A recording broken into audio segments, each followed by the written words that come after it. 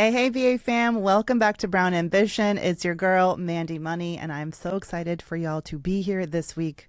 I've got a really special show for you today. I got to sit down with actor and creator, a true multi-hyphenate, Kaisha Huguley.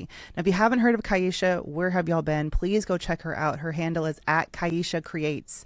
But I actually met Kaisha a year ago. I was at an event and she walked up to me, and you know how it is when you meet someone who you've been following on social media. It was a bit jarring, but she looked at me with this look in her eyes and she said, Mandy, I've recently been let go from my job and I'm going through kind of a tough time. And y'all know I love talking and doing career coaching and helping people out when I can. So I immediately was like, I got my 2-year-old with me. We're at this event. It's a little bit hectic, but let's exchange emails. And I had the chance to sit down with Kaisha and do like a one-on-one coaching session with her a year ago.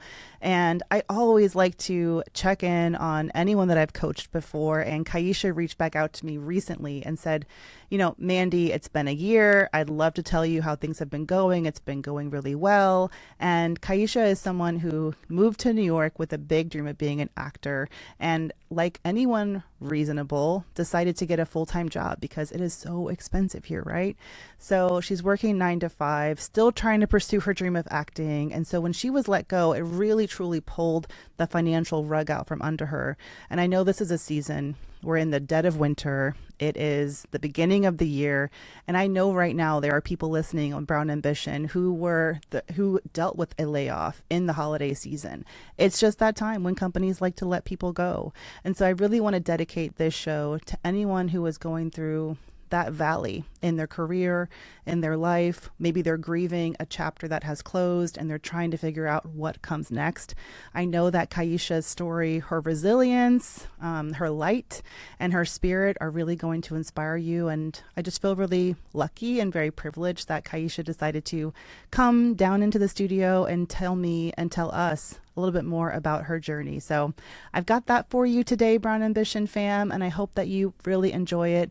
Feel free to send me any feedback on the show. I love getting y'all's questions. Don't forget, I'm here every Friday taking your questions. If you want to submit one for the show, financial, career-wise, whatever the case may be, hit me up. I'm at Brown Ambition Podcast on Instagram, or you can email me, brownambitionpodcast@gmail.com. I also want to do a quick Brown Boost. I haven't done a Brown Boost in a while when I celebrate something really exciting. But y'all, iHeart Podcast has renewed Brown Ambition for season 2. It's kind of weird that no one's here cheering for me, but I imagine if you're listening, you're cheering for me right now. Thank you. Engineer Paul is cheering for me. Season 2 of Brown Ambition at iHeart. I am really, really proud. And especially in the climate that we're in right now, not a lot of, podcast networks are taking big bets or investing a lot of new shows right now. So I just really appreciate, and I'm so fortunate to have that support from iHeart. And y'all know this is my very first year where I have done the show solo. Been doing the show for 10 years, but I had a partner in crime. So to be doing it solo for a year, it's just really great to get that affirmation that I'm exactly where I need to be, doing what I need to be doing. And I could not do that without y'all. So thank you so much for listening and continuing to support the show. And here's to many more seasons of Brown Ambition. All right, with that, let's get into my conversation with Kaisha Huguley. Hi, Kaisha. Thank you so much for joining me on Brown Ambition. Of course. It's really nice to just see you in person. Yes. And to see you doing well.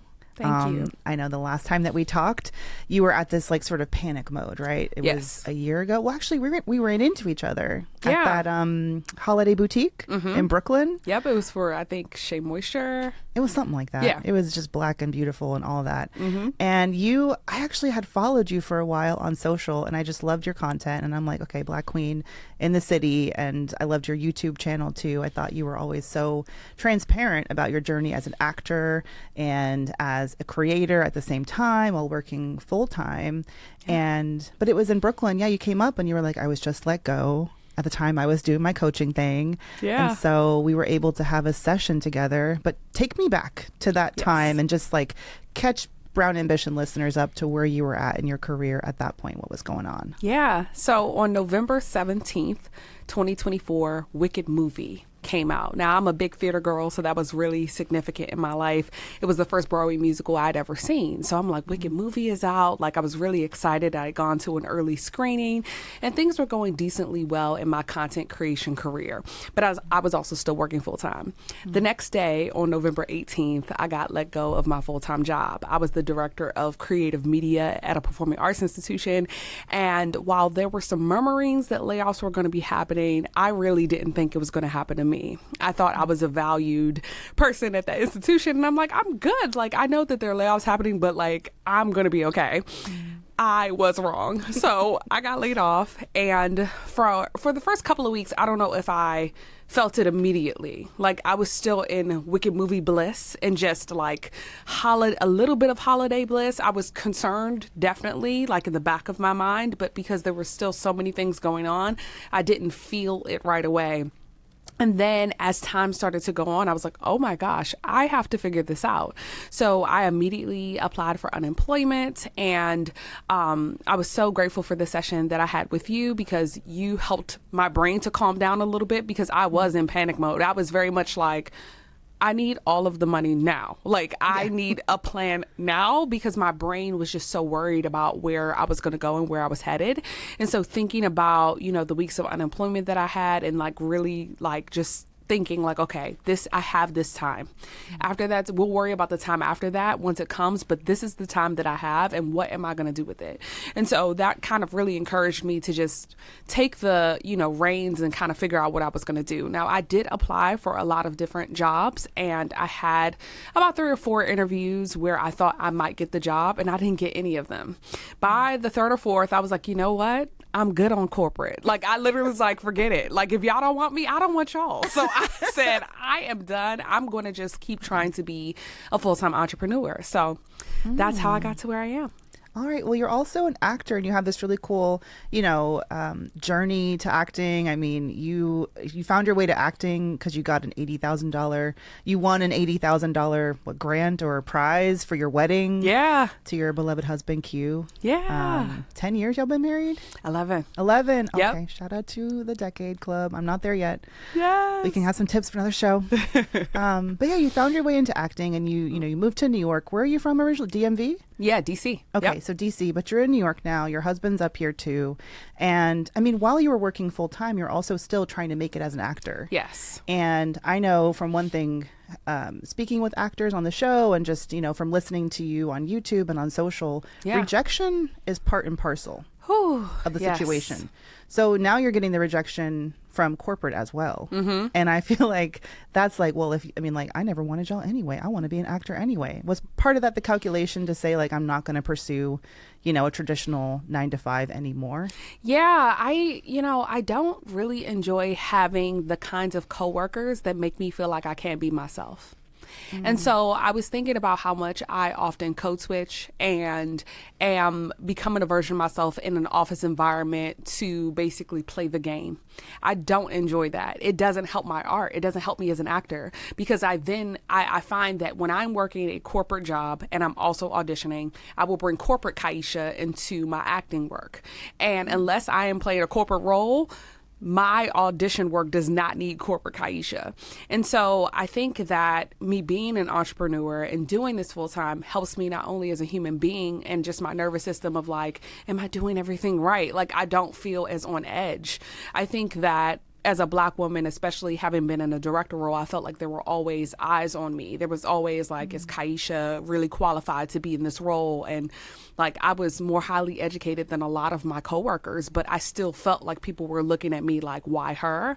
And so I just love not having that pressure. And I love having more autonomy with what I do with my time. So as far as acting and the rejection, I think that the way I'm looking at acting at this point, because there's so many different things happening in the industry, is that is very much a piece of my pie in terms of me being a multi-hyphenate. And I'm going to engage with it in a way that feels healthy for me. A lot of actors I observe can make acting their identity and their whole being. Acting is just a part of my story. It's a part of what I want to do. And so I am not willing to do a lot of the things that I used to be willing to do when it came to acting. Like I, for example, would work at theaters where the, the weekly minimum was not great. And I would just do it because I'm like, well, I just want to perform. That is no longer an option. Well, Like minimum pay? Yeah, minimum pay. Okay. I'm like, if you're not paying the rate that I need to live, I can't work for your theater, or I can't work on, whatever the job is, because of course, there will be some trade-offs, but in general, I'm just not willing to do that kind of hustle that doesn't actually feel rewarding. So, yeah, I think my mindset has kind of shifted completely as a result of this kind of life-changing event, if you will. Yeah, so no more schlepping out to Long Island. No. For a low minimum. No. Just for the exposure. Exactly. And like during the time, like, I was just out of conservatory. So like it felt like the right thing to do. And I learned a lot. And I'm really grateful for the people that I met and got to work with. But with where I am right now in my life, that is not possible. Like I can't even imagine making that commute every day. So as a creative, I mean, I come from journalism, right? And I've always had brown ambition. And just to be candid, it wasn't until like late last year when I kind of had seen a psychic, and I went to this business retreat, and I went there because I've always had something else going on. I was a corporate girly until about 2021. And then I, even with brown ambition at the time, it wasn't my only thing. I was like, well, I'm going to do a coaching. I'm going to see about this coaching practice. And I built that up, and, that was successful in the first couple of years. And then it became this thing of like splitting my attention. And I went into this business retreat thinking, I'm here to like really get some advice and some counsel on how do brown ambition's kind of stable. So I'm just going to I need to get this coaching practice back on track. Yeah. And I left there with this intuition, this gut being like, why has brown ambition never been enough to like be the thing, And I had always, like, I think just mindset wise, sort of not allowed myself to think of it as like enough, or something that I wanted to focus on. And so actually at the beginning of this year, I set aside the coaching. I closed it officially. One of my last clients. So that's not true. The first clients of this year. But Mandy Moneymakers is no more as it was. And it's freed up some space for me. Yeah. Did you have a similar feeling when it came to like letting corporate go? Does it free up that extra space, and that creative inventory, or that real estate for you to like create and do other things? And what have you filled that space with? It definitely has freed up a lot of mental space, because I feel like the corporate job that I had a lot of anxiety, because there were always things that I was thinking about or worried about, or, felt like I needed to respond to emails for, all of that kind of thing. So I would say the most thing, and I mean, obviously it did free up time as well, because that was my 9 to 5, and sometimes more like an 8 to 8, depending on the day. The thing that I kind of want to go in another direction to give you an answer is that I feel like the thing that I didn't expect it to kind of take away is my ability to manage my time. Like I had so much structure when I had a 9 to 5, because I knew that I had from whatever my work hours were to the end of the day to do my job. And then I had content creation placed in different pockets, like after work and before work.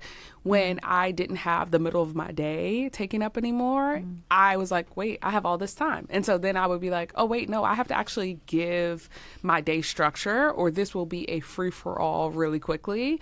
And it has taken me a while, and even still, it's still very much a process. Like I have to give myself a very structured day, otherwise I'm not as effective.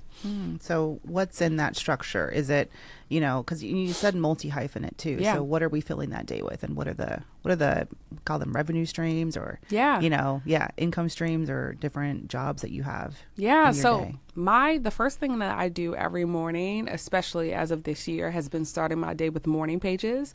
I started reading The Artist's Way again. I feel I did that last year, and like I think that that's such a good practice for the wintertime, especially because I am not as out and about as I normally am, like in the spring and summer. So I'm like, I love that I'm kind of what feels like my hibernation season, and the season I'm really pouring into myself. And so starting my day with morning pages just helps me to like brain dump, get everything that's on my mind onto a page. I never really read it back or like look back to see what I'm talking about, but it just makes me feel better. And it's just been a great morning ritual. From there, it just kind of depends on what I have going on that day. If I don't have like an event in the morning or something, I will go to the gym, and I'll go to the gym in my building, or I'll walk to the gym I pay for a membership for. I'm not even gonna hold you. I haven't been going to that one. It's too cold. I don't even like my gym, if I'm just being honest. I need to get a better gym in 2026. But gym is usually a morning activity. From there, it's usually figuring out, okay, do I have an event as a content creator that I need to go to? Do I have any auditions that I have to film or attend in person? Or do I have any things that I have to do for my clients that I manage social media for? So those are kind of the buckets right now, really being an actor, being a content creator, and also being a social media manager. Yeah, I mean, it makes me think about, I spoke to you last year, and you you said, I'm in panic mode. It feels like you're fight or flight and everything is crumbling. And that sense of routine and building your day can really bring back that sense of control. Yeah. Right. Can you talk about going back to that, and maybe I feel like the grief after losing a job like that, I mean, it can screw with our mind in a lot of ways, but there's weeks where it's like, I feel great. And then there's that, a week or a day or whatever, you have these ups and downs. How have you gotten through those? Have you had those valleys? And if so, how have you gotten through those challenging mindset times around getting let go? Yeah. I feel like I went through a very hard valley. It was probably February to April of last year. And when I think about it, I'm just so glad, looking at myself this year, that I'm in such a better place. I did not realize how much my income affected my identity. I had no idea. And when I started to realize money is not coming to me as quickly as I thought it would, it made me start to think about oh my gosh, am I bad at what I do? Why is it that I'm not there are a bunch of creators that make millions. Why am I not them? Why am I not getting the numbers they have? I literally was beating myself up. I'm almost 35 years old. At the time I was still 34. I was I'm almost 35 years old. I should be more successful by now. What are you doing? So I went through a really low time because I couldn't understand how someone with my education and experience got to this point. And so I think, in all honesty, what really got me out of it was the spring. The winter time is never usually a good time for me. And this winter has been really exceptional because seasonal depression has been really difficult for me to deal with. And having a layoff on top of that last year was rough. So the spring, literally the sun coming out literally helped me to get out of the house. And so when I started getting out of the house, I was able to go to places where I was able to come up with different ideas. When you're kind of at home most of your days, it's hard to push yourself to do the things you should be doing. And oh my gosh, it's the worst. I'm and I don't know if I ever noticed this when I was a kid, right?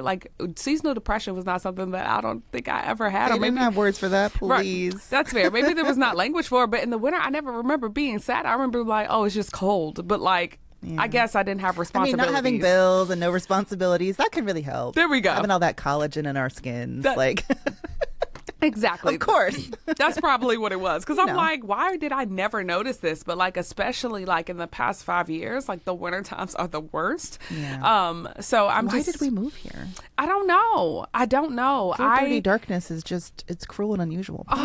It feels so bad. And I always say I want to move to London. I don't know if I can handle it if it's going to be dark. I can't. That's why they're all so damn funny. Right. That British humor. Yes. They have to survive, darling. Literally. You're really speaking to me though, and we're recording in the dead of winter. It's Black History Month, and they gave us this cold ass month, and we gotta take what we can get.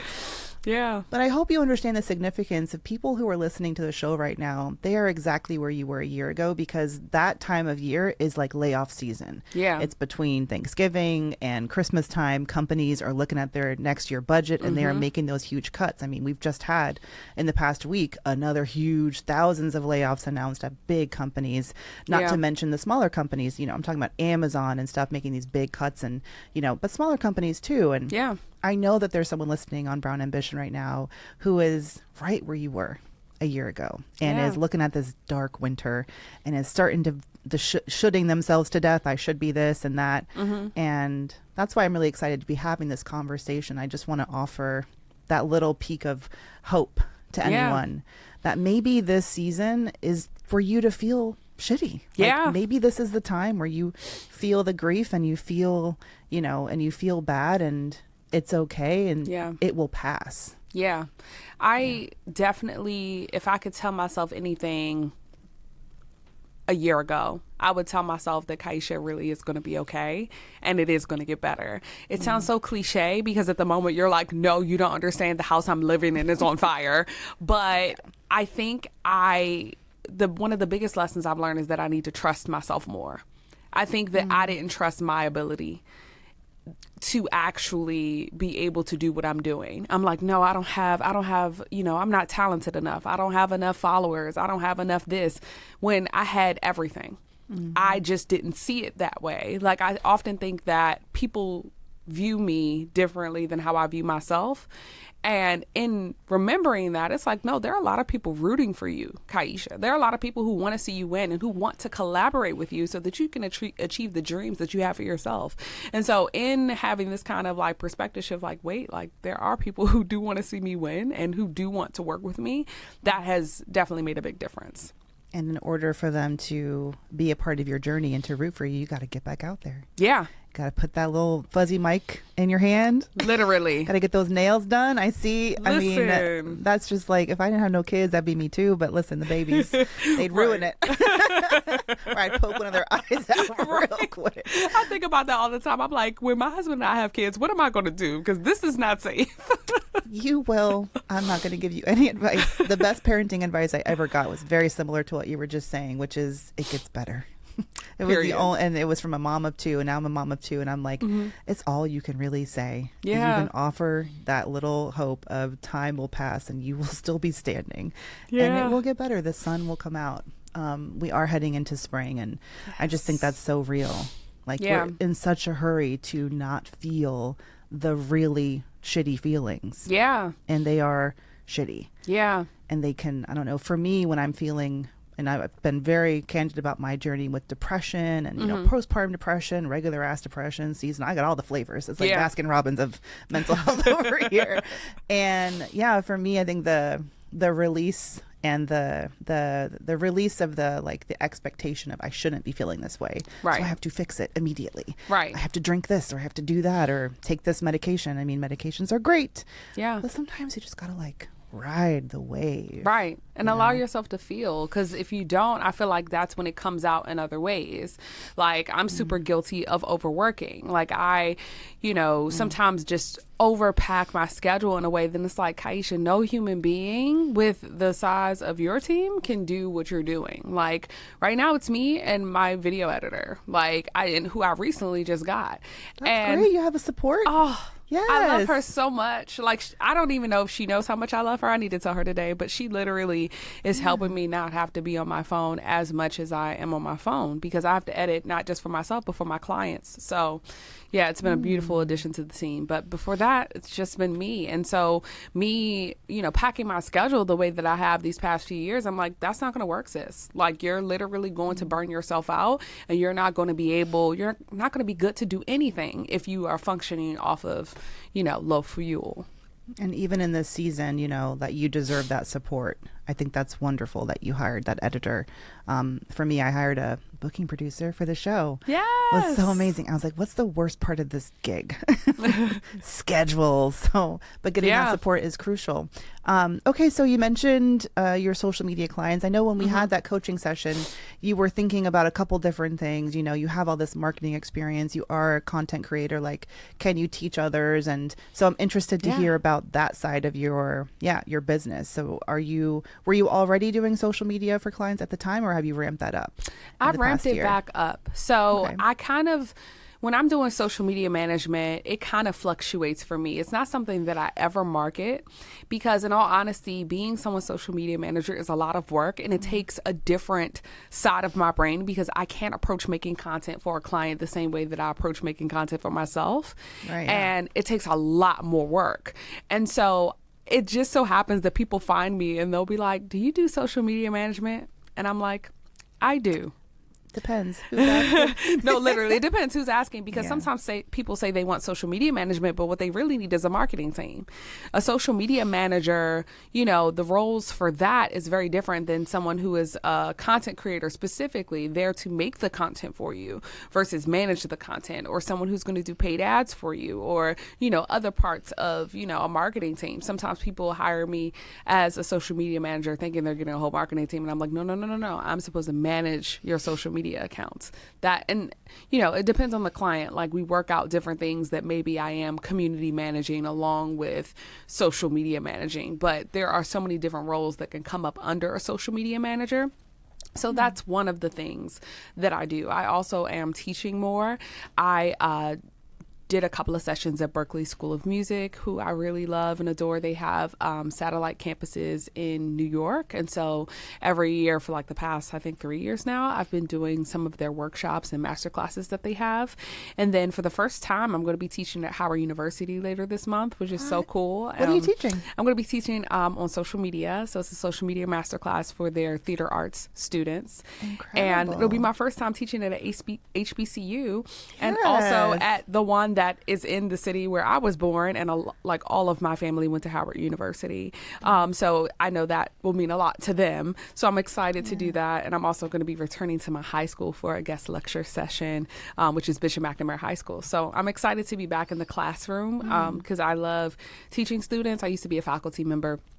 And so I love having the opportunity to, just engage with students, to learn from them. I know that when I'm in my teacher capacity, they're learning from me, but I learn a lot from them, and in general from their energy. Like, I just came from a session with a bunch of students, and what I love when I leave those sessions is how I feel, because it's just so much possibility. They aren't as jaded as I am to the world. And so I just love talking to them and hearing their ideas, and it's just a great environment. All right. So please tell me how it's paying. These are paying teaching gigs? Yes. Okay. Yes. So that's an interesting revenue stream. So for someone who's listening and they have, corporate experience and they have all these skills that they're applicable, like, how would you recommend they pursue maybe a teaching opportunity? Like, how do these come along? Some of them have just been people have seen me do a thing and then they'll ask me to do it. So, for example, I would say one way to get people to come to you is to post about what you do. So when I get pictures or any kind of content from a session of me teaching, I will post that on the social media, and usually that will create a lead for me. But I do also pitch myself. So the ones that I just mentioned, those were all from other connections, people seeing my content, or people just knowing that I teach. But in general, if I want to go teach somewhere, I will literally write up a pitch. I will attach, my resume and any other related materials. And then I'll just ask, hey, could I come do this session with your students about social media or about content creation or about whatever the topic is? And a lot of times it's well received. So like a workshop. Yeah. And who are you pitching to at the university? Is it a specific professor or the dean? Like, do you kind of have your target list of who you're going after? Sounds so murdery, but that's not what I mean. In fairness, I feel like most of my pitches that I've personally done, like the universities and things, tend to come to me, or I have a connection some other way. But the places that I pitch to have been more like, how do I describe them? Like smaller studios or organizations that offer classes. So I will reach out to them first on Instagram so that I can get an email contact of the person who I should be talking to, and then I'll write the email to that person. Okay. Yeah, I think we talked a little bit about during our last year when we were speaking about pitching yourself for opportunities. Yeah. And how, that can be a challenging part of being a content creator, especially when it comes to brand deals, which I know so many creators, including myself, it's been dry as a bone in these streets. It really has. For years now, for a couple of years now. And pitching can feel like, it can feel like sending something. It feels like applying for a job, to be honest. You send your resume into a big ether and never hear back. And so how do you balance the pitching versus having those opportunities coming to you? I love an inbound brand deal because they've already bought into me. You know what I mean? I feel like it is so much easier to get people to come to you than it is to go to people. Now, I'm going to pitch every time. If I have an idea, I will reach out and be like, hey, you should pay me to make this for you. And this is what this could look like. However, I do think that if I can get a brand to notice me first before the pitch so that I don't feel like a new face, that tends to be more effective. And what I mean by that is the majority of I think the way that I'm getting inbound deals is by the content that I'm making. I'm giving proof of concept of what I can make and what I can do. And so often if I'm tagging a brand, whether it's just like me clipping my mic to like my lip gloss and then me tagging that brand to say, hey, you see me holding your lip gloss? I can sell this. And it's such a subtle thing, but I think that helps me to get people into my inbox when I'm thinking about ways to engage with them before I actually send the pitch. And I think you describe yourself as a multi-hyphenate, which I think is great. I think we should all embrace those different levels and skills that we all have. Yeah. I get this question a lot from coaching clients, which is, I'm really good at this one thing. I want to be doing this thing. I know I should be creating content. Should I pick a lane on social? And when you and I spoke, because I went back and looked at my notes, you were even sort of thinking, well, if I talk about social media marketing, is that going to confuse the algorithm? You know, because you also talk about Broadway and actory stuff. Sorry for my, you know what I mean? Exactly. So how have you navigated that? I think it's great to hear that you're kind of doing both now, right? Yeah. Okay. You know, I really don't make a lot of videos about social media marketing. And I think it's because a lot of people who make videos about social media marketing become the people who make the videos about them, right? So like they become sources of like, tell me how to grow on Instagram and tell me how to make money from brand deals. And I get a lot of that in my inbox anyway. And so I think the way that I've been trying to not feel as salesy and also to make something that I like, because I don't enjoy making videos that are like, here are 10 tips of how to grow your Instagram. That nothing would make me like cringe worse to have to make something like that. I try to make it in a different way. So I did a Life After Layoff series at the end of the year. And so in that series, I shared some lessons that I learned. And so some of those lessons had to do with how I position myself on social. And so that felt like a more authentic way for me to hit that subject than for me to make a video of like, here are the 3 best tips for Instagram stories. I do consider all the time bringing back my office hours series that I used to have.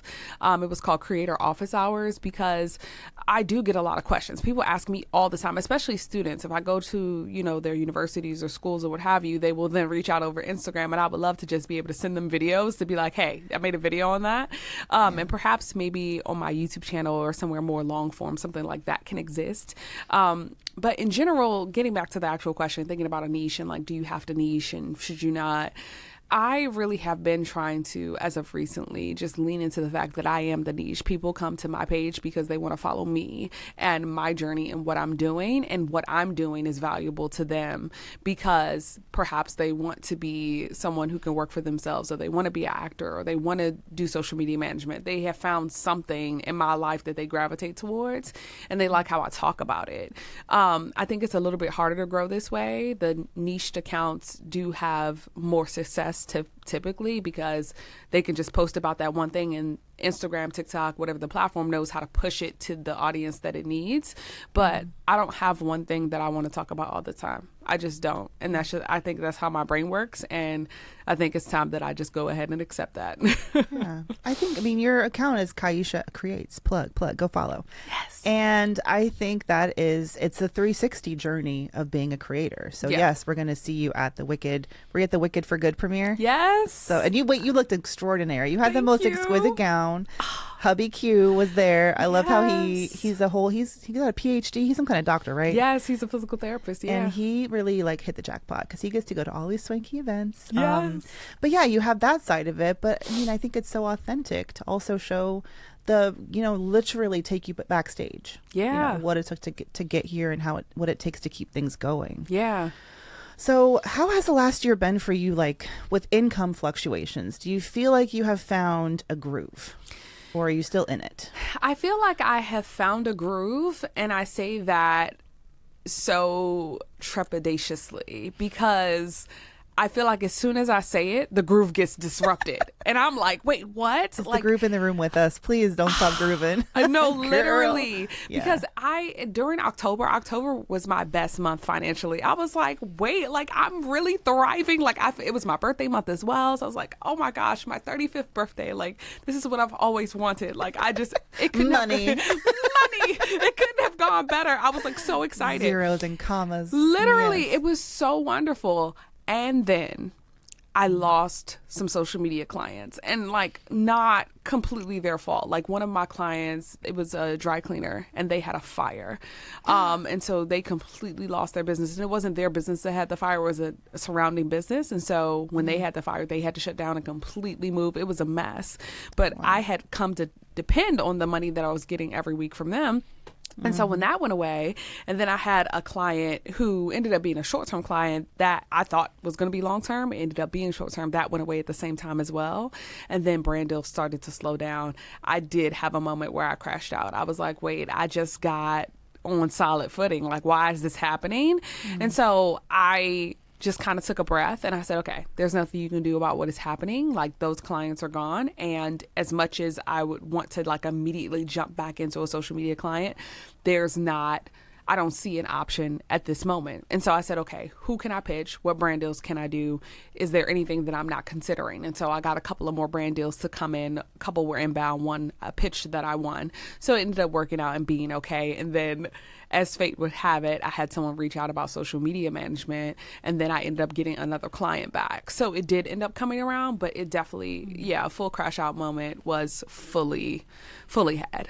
That reminds me, when we first sat down, you said that you did not, what was it? How did you put the DNA of an entrepreneur? Like you don't have it, and you've had to like, tell me about that. I don't want to put words in your mouth. Yeah. Like I don't feel like my nervous system is really built for this, because I think that in general, I'm a Libra, I'm type A. I love to know the future. And I know that is maybe impossible. We don't, or I like to think that I know the future.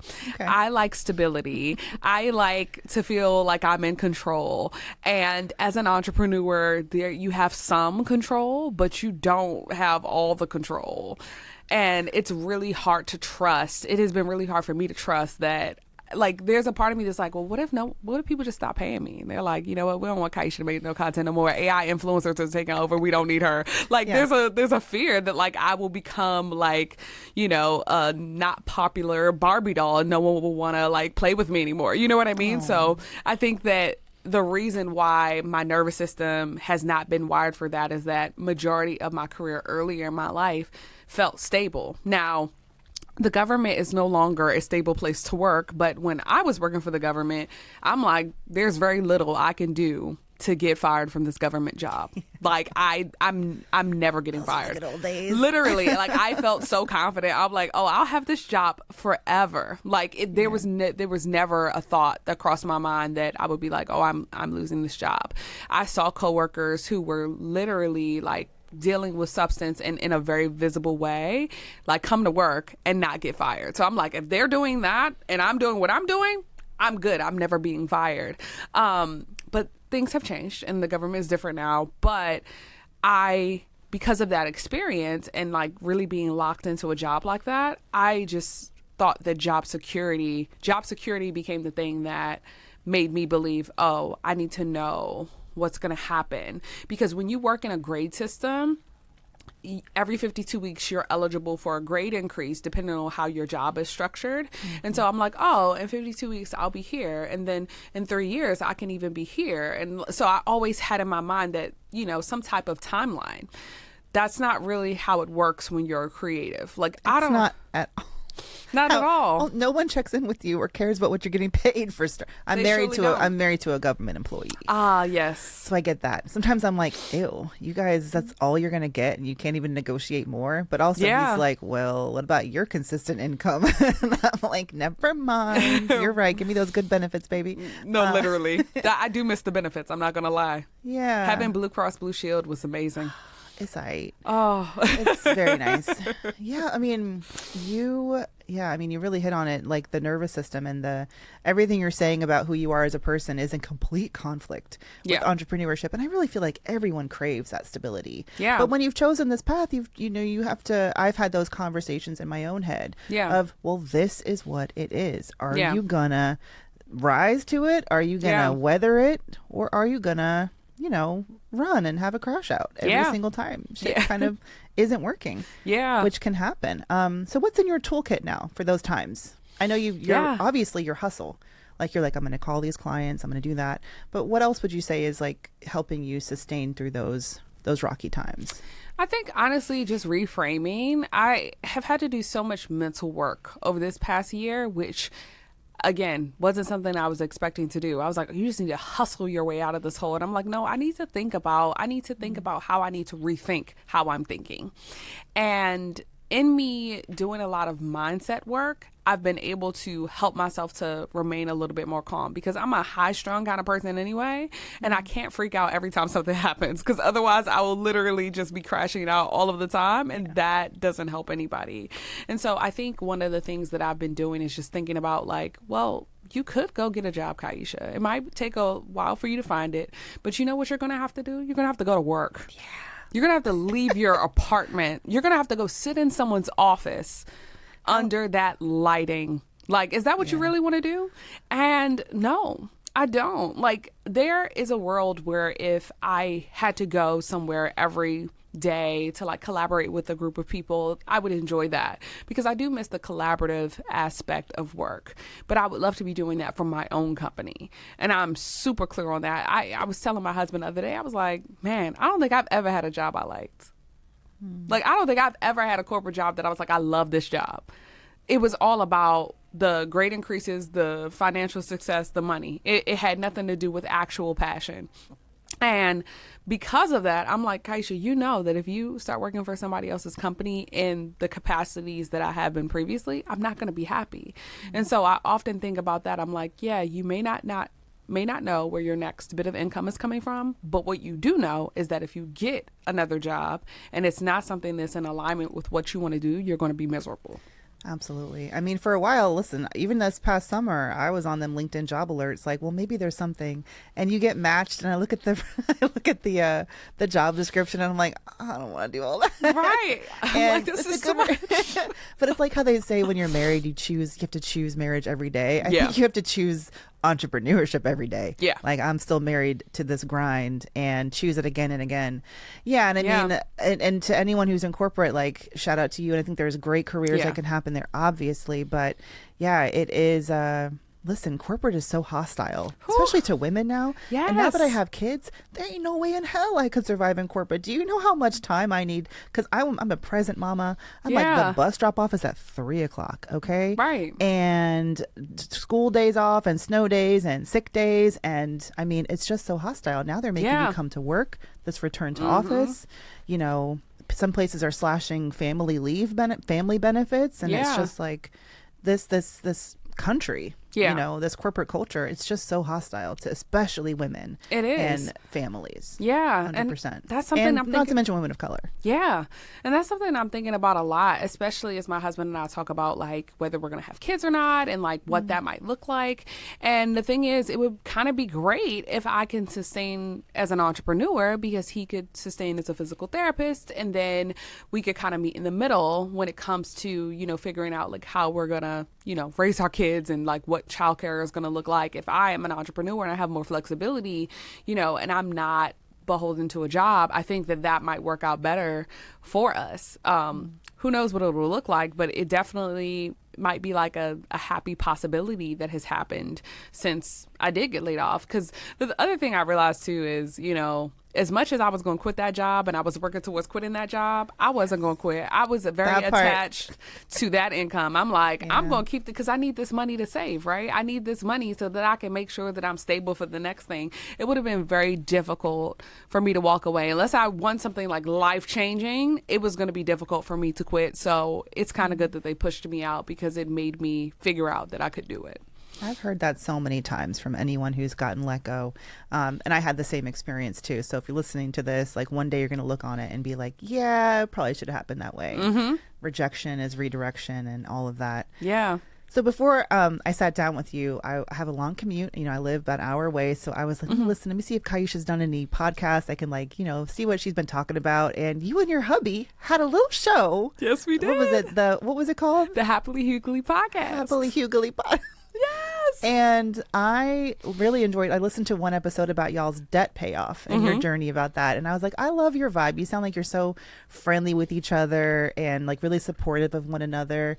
But in that episode, this was pandemic era. Yeah. Y'all had talked about a couple of like big chunks of debt that y'all paid off as a couple. And, $20,000 to start and then like $30,000 another time. Yep. And what kind of conversations did y'all have as a unit when you were let go? Like, was there that fear of like, oh shoot, we're going to like maybe end up in more debt now? Yeah. Like, what's that going to look like?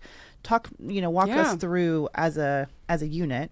Speak for Q, who's not here. Yes. How y'all have handled it financially as a team. Yeah, we were really nervous about that. I was probably more nervous than he was, mainly because when I got let go, he was a full-time student. He was still finishing his doctorate in physical therapy. And so I didn't want him to not finish that program because the plan was always for me to keep working at minimum through his graduation. And so I got laid off in November. He graduated in May. I'm like, that is a long time now. And he was not earning money. He was coaching. So he was doing some coaching at a CrossFit gym, but it wasn't like a full-time income. Okay. And so I was pretty much the breadwinner. And that same scenario had happened when I went to conservatory. When I was in school for musical theater, he was working and then I was in school. So this was kind of like, the roles had reversed. And, I think we're both very passionate about, supporting each other when we have these ventures that we want to take. I'm like, I'm going to work, I'll figure it out. And so I felt so bad when I got laid off because I'm like, oh God, like I'm supposed to have your back during the season. And like, literally, like I've been let go of my job. What are we going to do? There was a lot of concern, but I think that one of the biggest things that we had a conversation about, and I don't even know if it was fully intentionally thinking about finances, but it kind of ended up being, we stopped drinking.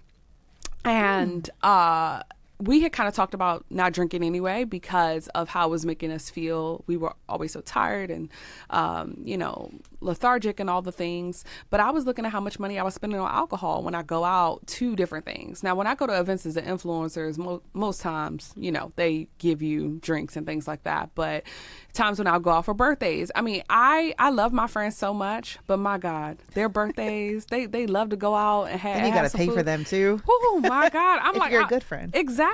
It's just like you spend so much money. And then when you go outside of New York, you're going to spend $100 for just waking up. So like, you know what I mean? It's just so much money that is spent. But, certain lifestyle choices helped us to start saving where we had been spending. Like there was a while there, like I still kept getting my nails done, but I would like get a more minimal design so that I wasn't spending as much. The not drinking was an expense. There were a list of maybe like 3 or 4 things where it was like, okay, we don't need this, we do need this, but let's do it this way, where we kind of cut expenses so that we could be continuing to survive through that time. And then once Q graduated, he got a job about a month and a half later. So it worked out really well because, at that time I was really running kind of low. But then when he got a job, things started picking up for me. So then we felt like we were back on good footing. So I think that in seasons past, what we have not done is talked about, okay, what does this need to look like? We've kind of just like hustled our way through, just trying to get through. And we were like, no, we need to sit down and talk about what this can look like so that we don't end up in the same situation. So you had that specific conversation. Yes. About what can we actually start, cutting back on. Yes. At the time when you were let go, did you have savings? I know you were fighting the Department of Labor for your benefits. I went through something very similar 15 years ago. But did you have that savings built up and were you living off of that at the time? Yes. So I had a savings that ultimately had funds from where my grandparents' house had been sold after my grandmother had passed away in 2020. And so I had that in my savings, and it wasn't like a whole bunch of money. It was like maybe $15,000, $20,000, something like that. So I had that pot that I literally was like, you know what, let me make sure that I keep it as a savings. I don't want to have to live off of this. This is just like emergency money. I don't even want to touch it, but like if I need it, I have it. And then I had like, I guess you can just kind of call it like a pot of money that I just had from a combination of my severance that I ended up getting and then money that I just had saved, which was like my overall just kind of big pot of money. I said, okay, these two things in combination with unemployment, I can make it to this month. I basically made like a little chart. I was like, okay, if I don't spend anything out of here except for like rent and necessities, utilities, I can make it. I think I assessed that I was able to make it through like April or May, basically Q's graduation. From here, I just need money to be entering back into the pot so that then I can think about June, July, August, in the future. So yeah, that's ultimately, kind of what I had. Okay. Well, partnership is important. And I think it's a privilege to have a partner you can rely on. Yeah. But I also think it just goes back to that old edict of like choosing the right partner. Yes. Because it's like in sickness and in health, for richer, for poorer. For poorer, it hurts in your 30s and 40s, baby. It's all cute when you're 20, but when you're in it's like when life's more expensive and what's being asked of you is like increasingly. So having that partner who can, first of all, not shame you or make you feel a type of like feel badly for something that's not your fault, but really like show up for you and support you in that way is something that, I just want people to really hear. Yeah. Who's going to support you when times are, tough. Exactly. And get out of school and get that damn job. Yes. He did not waste any time. Not at all. I'm like, look, I've been out of a job for how long? And you got a job almost immediately. How did this happen? I'm like, I guess it pays to be a doctor. Because right? I hope so. Because he probably did he have student loans with that PhD? Oh, yes. Okay. Oh, yes. We both still have, quite a bit of student loans. But the great thing about his is that as long as he does his 10 years of payments, his loans will be forgiven. And he already has some qualifying payments because of his past government work. So he's not worried about his loans. I am worried about mine. I'm like, I have to take that in stride. Like I'm paying on my loans every month. I have been able to pay off a couple of them, which has been great. But I just have so much. What's so crazy is I had a full ride to college. So you would think that I would not have as much student loan debt as the average person because I had a full ride. But I paid for graduate school with student loans. And then I went and got a certificate in musical theater. Big mistake, student loans. And so now the interest compounding on both of those is just not, the greatest situation. Gotcha. But that's part of your calculation as well. It's not just those expenses. I mean, that's so real. A lot of people are going through that. And I mean, in this country that shoves down our throat, you need to be educated to get a good job. And 4-year degree is not enough. Well, then I guess I need a master's degree. Right. And then that's another $50K, if you're lucky. So I understand that. Exactly. With Q's new job, is he able to cover y'all? Or are you still like, do you still have that like, okay, maybe you're not the breadwinner anymore, but you still have to like contribute. How do you balance that out now? Yeah, I would say it feels still roughly, it's about 50-50. Between the two of us, I am the breadwinner, which is crazy because he's a doctor. I'm like, you're a medical professional. Like I could never do what you do. Oh, it's a medical doctor. Well, I mean, he's a physical therapist, but gotcha. He's in medicine. So I'm like, how are you literally helping people heal? And right now he's in a residency program. So when you're in residency, you don't make a full salary. Right. So he's going to be in that residency program through the end of this year. And then he'll be making a full salary. And then we'll probably be making around like equal salary at that point, depending on like where I am, like as an entrepreneur. So I would say right now it still feels it's a kind of even distribution of like funds. Like, sometimes I might pay for the groceries for like, let's say an entire month but he pays like the car note and the car insurance. So yeah, it feels pretty even. You got a car in New York? Yeah. I don't drive it. That's Q's car. Okay. I don't drive that car. So we got the car because cars in New York you got to pay for parking or unless you're going to be doing he does that. The shuffle. Yep. He does the shuffle. Snow? Yes. That poor man. No, literally. I'm like, oh, have fun moving the car. Because that's his CrossFit workout right there. No, literally. I'm like, God. It could not be me. I've not driven in the city. Like that literally is Q's car. Got the car mainly so that he could drive to school when he was in school because his school's Rutgers. It's in New Jersey. So he needed to be yeah. able to drive because the trains were going to be too unreliable on a daily basis. But yeah, that car, that belongs to him because I'm not driving it. Not here. It's too much going on. I could never. Yeah. I have learned how to drive in the city. It's not that bad. Are you sure? I like it. It's slow. It's not that fast here. I'm from Atlanta. We drive like maniacs. Really? Girl, yes. New York I feel like is I very could drive easy. in Atlanta. No, I mean, maybe you could. See, in New York, maybe because I spend so much time as a commuter, I think that Yeah. I have an assessment of how fast things are moving because my body is on the street so much that I'm Yeah. like, I cannot. Like, Yeah. just even bikers and things like that. Like, I used to feel like, bike in the city. See, I'm a little bit of an adrenaline junkie. Yeah, I biked in the city. I used to bike from Queens to Manhattan every day. Rain, snow. I was like a postal worker. wow. Sleet. Yes. Biking? It's like a video game. I love that you did that. I don't think I was can so ever. fit. I don't think I could ever because for one, I just don't see myself staying on that bike for more than 5 minutes. Yeah, Like I think I well, would fall. The thing is, now I have enough, that is frightening in my day-to-day life and stressful. I don't need, because at the time I'm like creating a sense of adrenaline. You know, people who like to skydive. I was like, this is fun. It's a rush. Am I going to die today? I don't know. I wake up at 4 a.m. with those things chasing me. I don't need like a external Exactly. adrenaline rush anymore. I have 2 babies for that and a mortgage. Right. So entrepreneurship. Okay, we talked about your you and your husband paying off debt in the past and your relationship to money now. One of the challenges I had when I sort of went fully independent was setting up my savings and my retirement.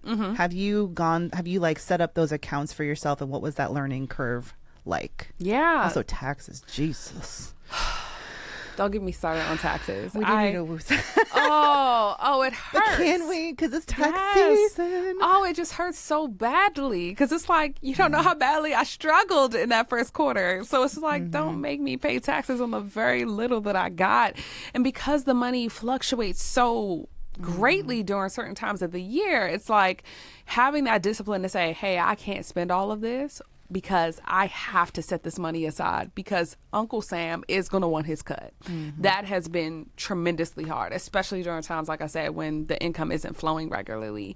But in terms of retirement, I have had an account through Stash for years. It has always been like Stash, my okay. like casual retirement account. It's just like an account to make me feel like, even if I'm doing something small, like that small is contributing to my overall Like an retirement. IRA through them, or You can have an IRA through them, but they also have, so there are different kinds of portfolios that you can have in a Stash account. And so I think it's like a personal retirement, it's a personal portfolio, and then there's a Roth IRA. And so I have those two that I kind of just casually contribute to.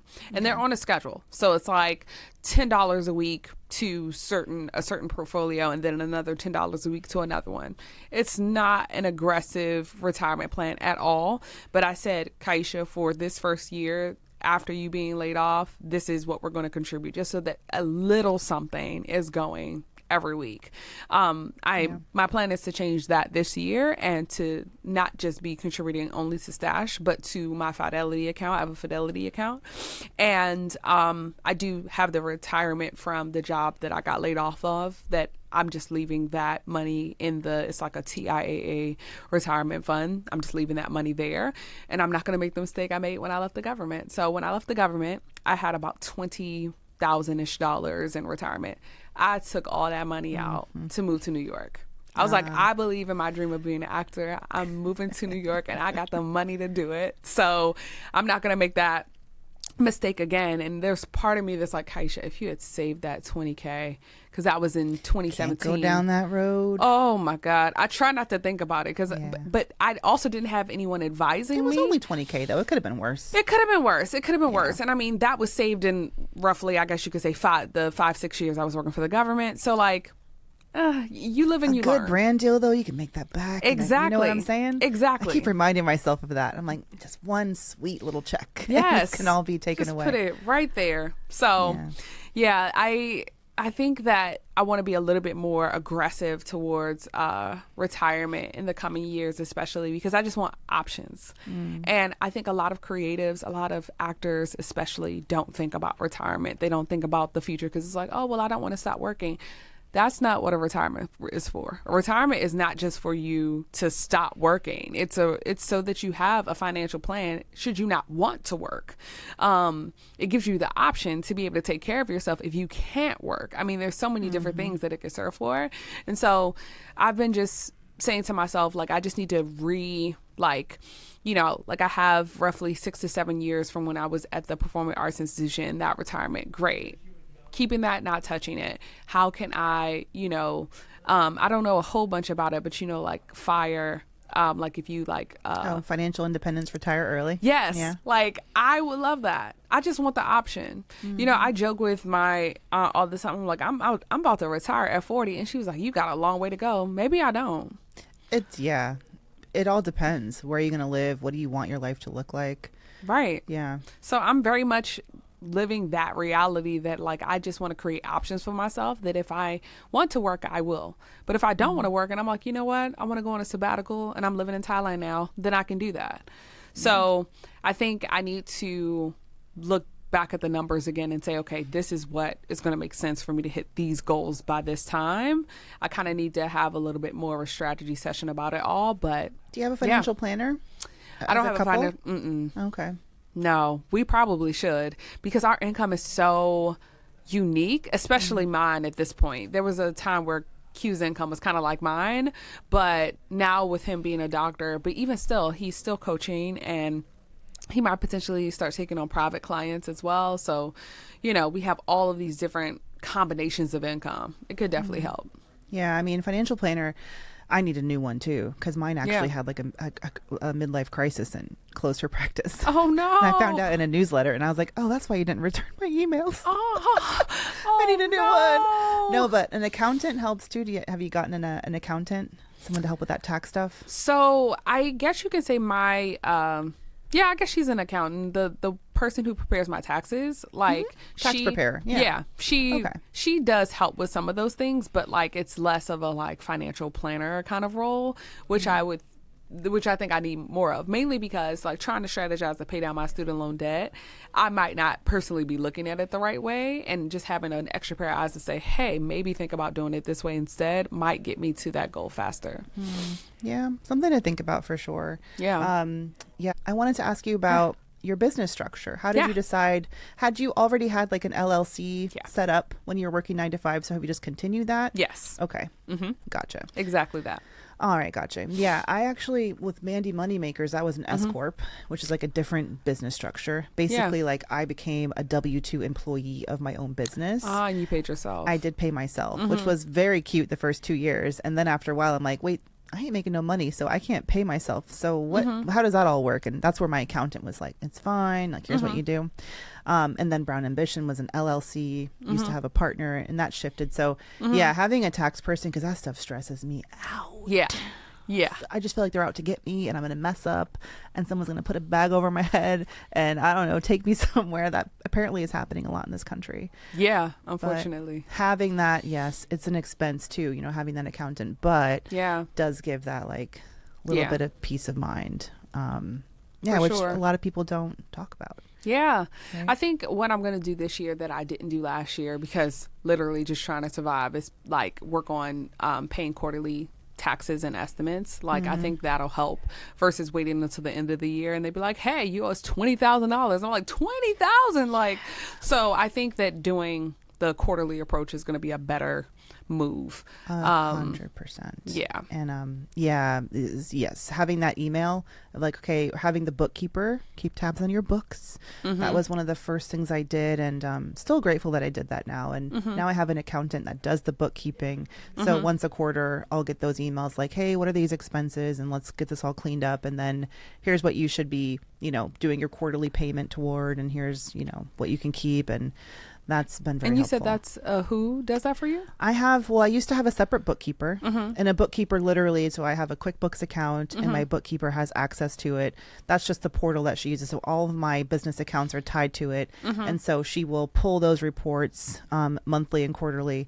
And then when she's reconciling the books, basically like making sure that all the expenses are being categorized correctly. Yeah. She'll email me and be like, what was this? Because sometimes I'll use the wrong card for something and I'm like, oh, oops, I bought lunch with my business card. I should have I chose the wrong card on Apple Pay or whatnot. And then they use that information to then say, okay, and then my accountant will take what the record that she's created and then use that to kind of tell me, okay, here's what you should be paying toward your taxes. That was how it used to be. Now my accountant does all of that all in one. I love that. Bookkeeping and accountant combo. Some accountants won't even work with you unless you have a bookkeeper. Most accountants won't, especially if you have like a business. Yeah. Because they don't want to be, they have to like give you advice and they can't do it if your finances are all like effed up. Right. For lack of a better word. Right. Yeah. But yeah, and having the retirement set up, I have a solo 401k. I love what you said about that $10 because, you know, it's not much, but it's also, it's a bet. It's a good faith, you know, it's a good faith investment and it's something and it's keeping that habit. Yeah. And I definitely have had times where I'm like, well, I'm just turning that off. Like, I'm just not going to be contributing. Yeah. And yeah, I think people who are listening, like, even if you don't have the money you had when you were getting 10% of your income from corporate to set aside, like, you can still contribute something. Literally. And like, I don't know, I like Stash because I'm not a big like investments girly. Like, I don't understand the stock market in like a intimate way. But it feels fun. It feels like a game. Like when I go into this app, I feel like I'm doing something good with my money. I'm like, okay, I'm going to invest in this ETF over here. I'm going to buy this stock over here. And I know a lot. Stop playing. No, but for real, like I don't really though, in the sense that like if I were to try to do that in a different account, I don't know if I would be as successful, but like through Stash, because you can buy partial shares, I feel like that's why I feel like such a, you know, winner over there. And then also too, like just the amount I've been able to save casually is like, I like that I've been able to do that because I started this Stash account in like, 2019, and all of it has just been like my Chipotle money. You know what I mean? It's been very like, you know, just $10 here, $5 there, $20 here. Or if I notice something big that happened in the news or something, right? I'll be like, oh, well, it might be good for me to buy a big piece of this, like $100 here.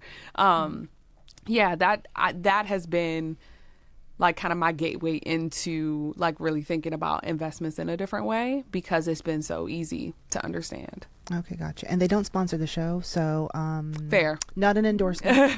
Fair. I've heard of Stash. I don't think I've ever used Stash, but any of these, you know, these apps, you know, like Betterment, Wealthfront, like gosh, there's so many now. It's never been easier, but the idea is like, yes, just getting into something, getting a little ETF and index fund. We love that kind of stuff. I mean, you do have some knowledge. Your family's like super educated. You said you're all Howard grads. Yeah. So is money something that you grew up kind of talking about? No. Okay. So like, even though, very educated family, but like money wasn't necessarily a conversation we talked about. I feel like my aunt was the first one to really sit me down and talk me through my first checks from the government because she also worked for the Department of State as well, and she didn't want me just blowing my checks. That was my first. I will never forget. My first check was like $900. I was like, I'm rich. I'm going to the mall. Like I'm literally about to live. And she's like, Kaisha, now. I'm like $900. Like I will never forget being so pressed, and I was an intern at the time. I was like, this is the best internship I've ever had.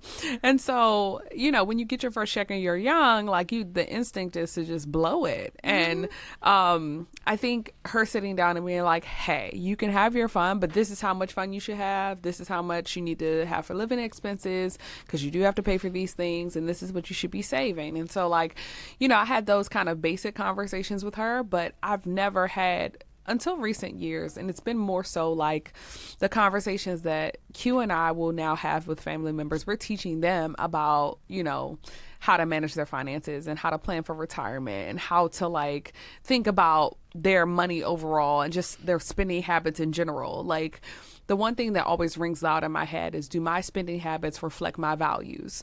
Like, I love that.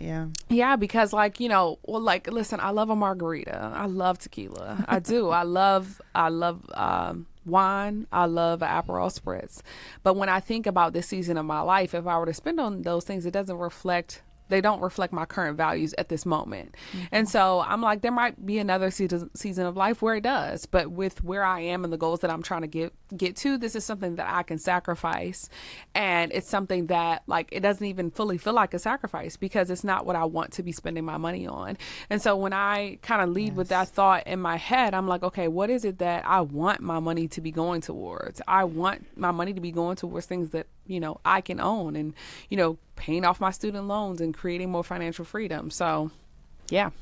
I wish we had more time, but I would love to wrap up with this question. Yeah. The past year that you've had, and especially speaking to listeners who are going through a layoff now or whatever season of life they're in now, if it's a lull, especially if they're also entrepreneurs. What are some seeds that you feel like you planted this year that have borne the most fruit? Has it been like reaching out to people and, nurturing relationships that have led to new opportunities? Or was it a certain skill set you invested time in? What have you been pouring into that you feel like, has brought you the most fortune this year? Yeah, that is a really good question. I think that I've been pouring a lot of time and energy into content creation itself and really looking at what I want to be making and trying to make as much of that as possible. Because there was a time on social where I would make things because I thought that that's what people wanted to see from me. But that gets tired really easily if you don't like making it. And so I've been really paying attention to what I like doing and trying to find the intersection of what I like doing with what my audience enjoys seeing from me. And that I spent so much time on social media doing that. And I think that was time well spent because now I'm looking at, okay, great. I've sown a lot of time into these different platforms. How do I sow more time into something that I have full control over and that I own? And I don't know what that's going to be. I don't know if that's going to be like my own show, a podcast, a website, a blog. I don't know. Do we blog still? I don't know. I might do a blog. Substack. I just want something that is not necessarily connected to a specific social media platform that it can be. I want to build my work outside of a digital platform.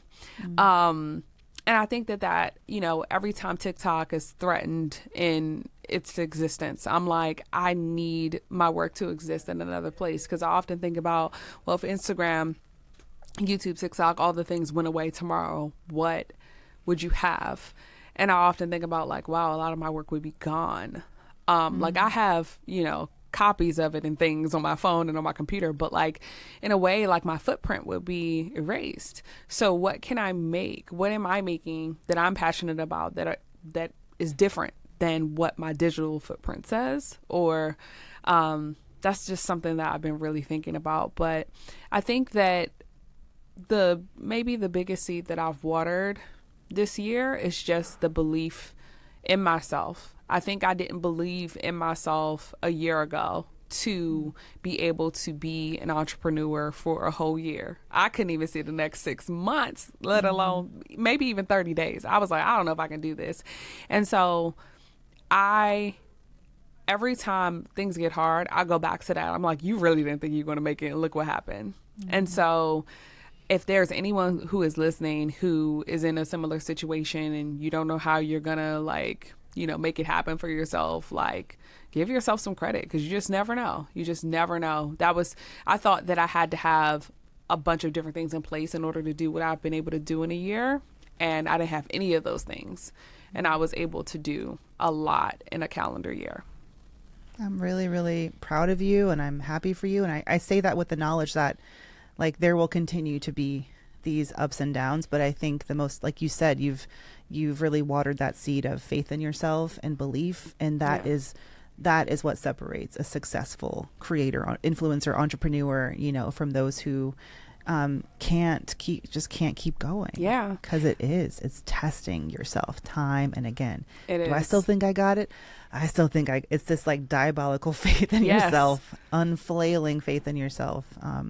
Yeah, Exactly absolutely. that. And I just want to also say thank you to you, because when you offered me that coaching session, I was so all over the place. Like, you have no idea. Like, I did not know what I was going to do. And you just, like, so graciously giving me your time really helped me, like, in ways that I'll never be able to properly express my gratitude, because, like, I felt like I didn't even know who to reach out to when I got laid off. I'm like, who do I talk to about this? Because my family was like, go get a job.